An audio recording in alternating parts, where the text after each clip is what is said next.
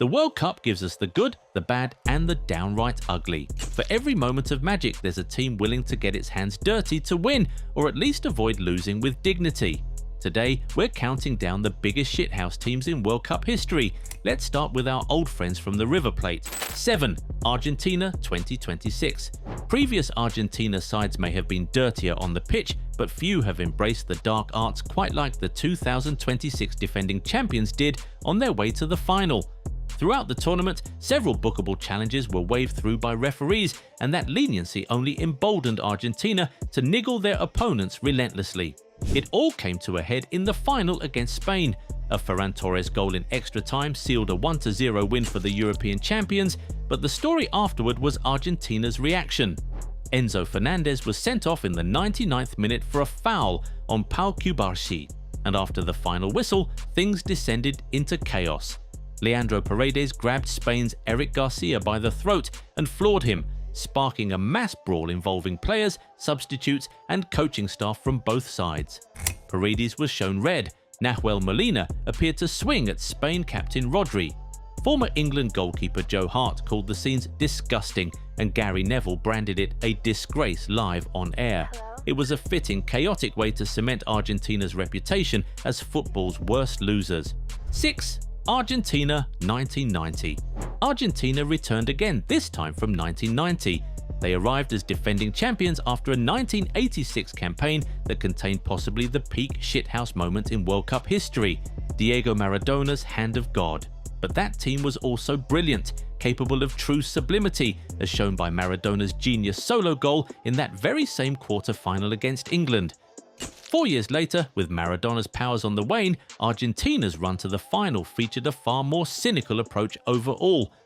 The 1990 side racked up the most red cards of any campaign in World Cup history to that point, and they somehow finished the final itself down to 9 men. It wasn't pretty and it wasn't fair play, but it very nearly worked. Argentina lost that final to West Germany, but not without dragging everyone through the mud on the way there. 5. South Korea 2002.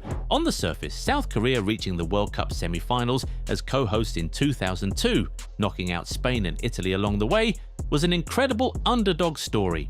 But beneath the surface, the way they got there drew serious scrutiny, with accusations of favourable treatment from referees in those knockout matches. Whether there was any actual corruption involved remains an unsolved mystery to this day.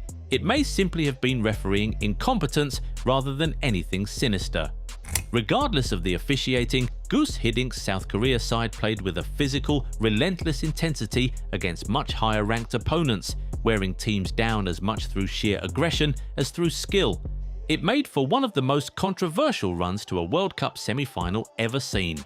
4. Uruguay 2010. If Diego Maradona is the first name that comes to mind when you think World Cup handball, Luis Suarez might just be the second. His deliberate handball on the goal line to deny a certain Ghana winner in the 2010 quarter-final remains one of the tournament's most defining moments. Ghana missed the resulting penalty. Suarez, already sent off, celebrated wildly from the tunnel as if his team had scored. Uruguay went on to win the shootout and reach the semi-finals.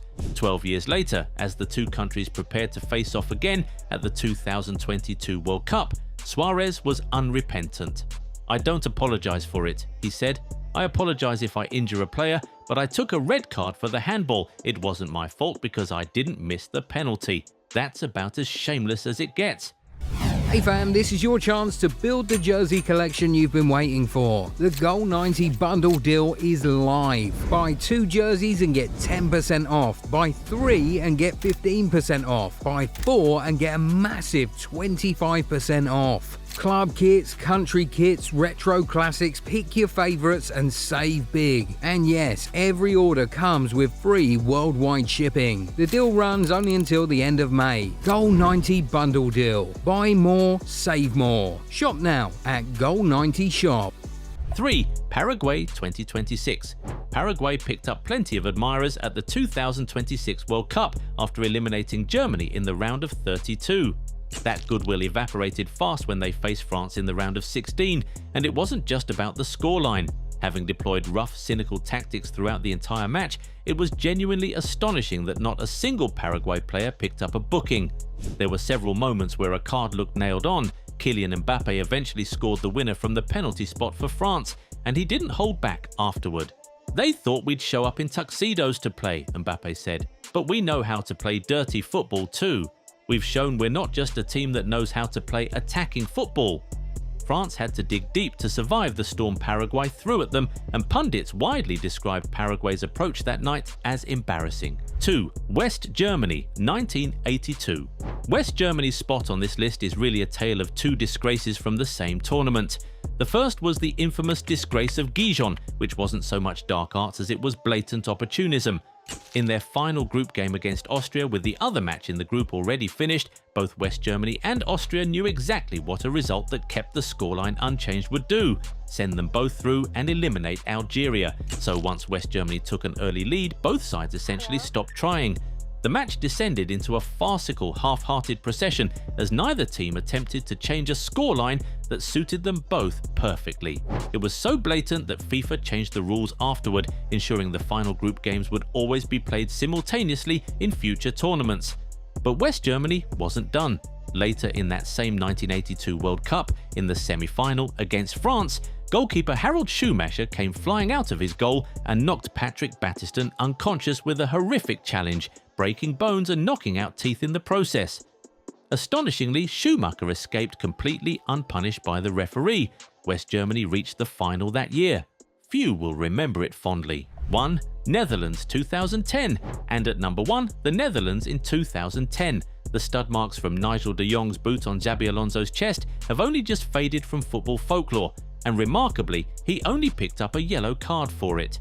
For a nation once defined by the beautiful, free-flowing total football of Cruyff's era, the 2010 Dutch side embraced a completely different identity in the World Cup final. That final against Spain remains one of the most ill-tempered, chaotic matches in World Cup history. The Netherlands were shown 9 yellow cards on the night, including 2 to John Heitinga that combined for a red, while Spain picked up 5 of their own. Kicks flew in from every angle, tempers boiled over constantly, and the football itself was almost an afterthought.